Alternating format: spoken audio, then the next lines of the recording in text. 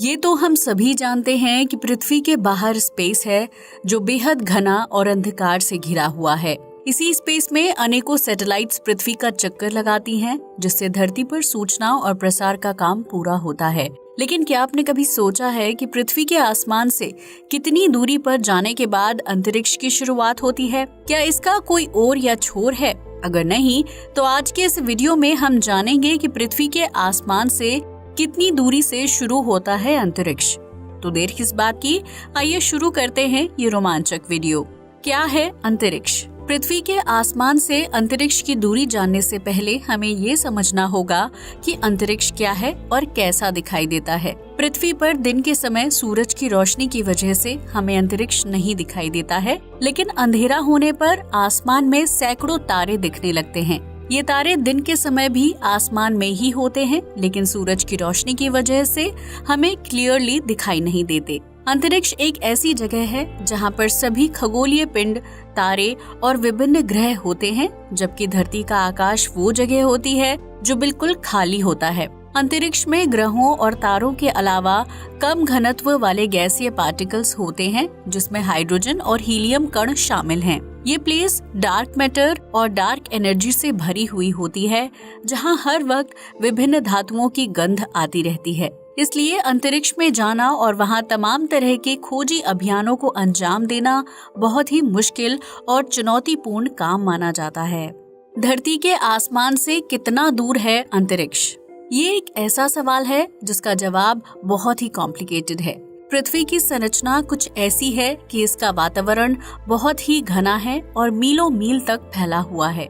इस वायुमंडल को ओजोन लेयर के नाम से जाना जाता है, जो सूरज की हानिकारक किरणों के साथ साथ विभिन्न प्रकार के उल्कापिंडों और क्षुद्र ग्रहों से इंसानों की रक्षा करता है। लेकिन इंसान पृथ्वी से जितना दूर जाता रहेगा, वैसे वैसे पृथ्वी का वायुमंडल कम घना होने लगेगा और उसकी परतें बेहद पतली हो जाएंगी। जिस जगह पर जाकर पृथ्वी का वायुमंडल खत्म होता है, बस उसी जगह से अंतरिक्ष की शुरुआत होती है। लेकिन पृथ्वी के वायुमंडल की समाप्ति और अंतरिक्ष की शुरुआत के उस बिंदु की पहचान को लेकर दुनिया भर के वैज्ञानिक एजेंसियों के बीच मतभेद और अलग अलग विचार हैं। अमेरिकी स्पेस एजेंसी नासा का मानना है कि जमीन से ऊपर जिस पॉइंट पर प्रेशर की मात्रा 1 पाउंड पर स्क्वायर फुट से कम यानी 0.00048 बार से कम हो जाए, उस जगह से अंतरिक्ष की शुरुआत हो जाती है। इसका मतलब पृथ्वी के आसमान से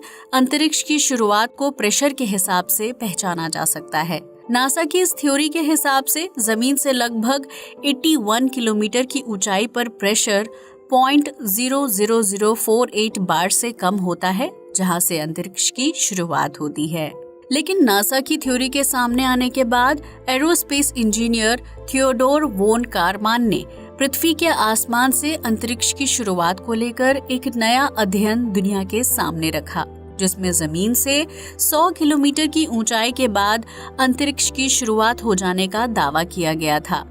थियोडोर वोन कारमान ने अपनी थ्योरी में बताया कि जमीन से इस दूरी पर विभिन्न स्पेसक्राफ्ट को उड़ान भरने और नीचे आने के लिए ऑर्बिटल वेलोसिटी की जरूरत होती है, जिससे ये साबित होता है कि जमीन से 100 किलोमीटर की दूरी पर ही अंतरिक्ष की शुरुआत होती है। उनकी इस थ्योरी को वैश्विक स्तर पर कई वैज्ञानिक एजेंसियों ने मान्यता दी और जमीन से 100 किलोमीटर की ऊंचाई पर कारमैन लाइन के नाम पर एक काल्पनिक सीमा रेखा का निर्माण कर दिया, जिसके पार अंतरिक्ष की शुरुआत होती है। कारमैन लाइन से नीचे 100 किलोमीटर के हिस्से को धरती का वायुमंडल माना जाता है, जो पृथ्वी को विभिन्न प्रकार के हानिकारक तत्वों से सुरक्षित रखता है। लेकिन कारमैन लाइन के निर्माण के बाद भी आसमान से अंतरिक्ष की शुरुआत को लेकर लगातार शोध कार्य जारी रहे, जिसके परिणाम स्वरूप ये सवाल खड़ा होने लगा कि पृथ्वी का वातावरण हजारों किलोमीटर तक फैला हुआ है, फिर उसे सिर्फ 100 किलोमीटर के दायरे में ही कैसे सीमित किया जा सकता है। अगर हम पृथ्वी के वातावरण की विभिन्न लेयर्स पर नजर डालें तो पाएंगे कि इसकी पहली लेयर यानी ट्रोपोस्फेयर 12 किलोमीटर की ऊंचाई तक फैली हुई है। वहीं वातावरण की दूसरी लेयर स्ट्रेटोस्फेयर जमीन से 50 किलोमीटर की ऊंचाई तक फैली है, जबकि तीसरी लेयर मेसोस्फेयर जमीन से 80 किलोमीटर की ऊंचाई तक फैली हुई है। इन सब के अलावा वायुमंडल की चौथी लेयर थर्मोस्फेयर का फैलाव जमीन से 700 किलोमीटर की ऊंचाई तक और सबसे भारी लेयर एक्सोस्फेयर जमीन से 10,000 किलोमीटर की ऊंचाई तक फैली हुई है। ऐसे में वैश्विक स्तर पर अंतरिक्ष की शुरुआत के लिए जो काल्पनिक लाइन खींची गई है वो धरती के वायुमंडल के अंदर ही है। हालांकि फिर भी कारमैन लाइन को ही अंतरिक्ष की शुरुआत का महत्वपूर्ण बिंदु क्यों माना जाता है, इसके पीछे एक दिलचस्प वजह छिपी है। दरअसल पृथ्वी से 100 किलोमीटर की ऊंचाई तक किसी भी स्पेसक्राफ्ट या रॉकेट को उड़ने के लिए एरोडायनेमिक्स लिफ्ट की जरूरत पड़ती है, क्योंकि किसी भी स्पेसक्राफ्ट का वजन उठाने और उसे हवा में उड़ाने के लिए अत्यधिक बल चाहिए होता है। लेकिन जैसे ही कोई स्पेसक्राफ्ट आसमान में 100 किलोमीटर की ऊंचाई पर बनी कारमैन लाइन को क्रॉस करता है, उसे उड़ान भरने के लिए अत्यधिक बल की जरूरत नहीं पड़ती है।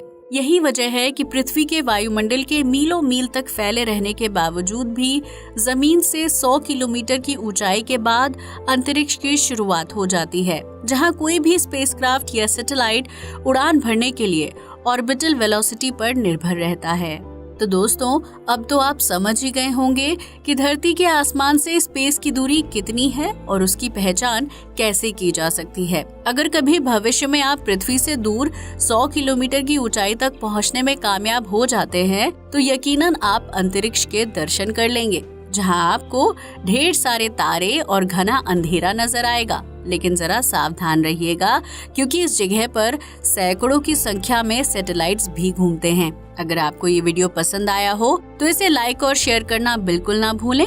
साथ ही हमारे चैनल को भी सब्सक्राइब करें। जय हिंद दोस्तों।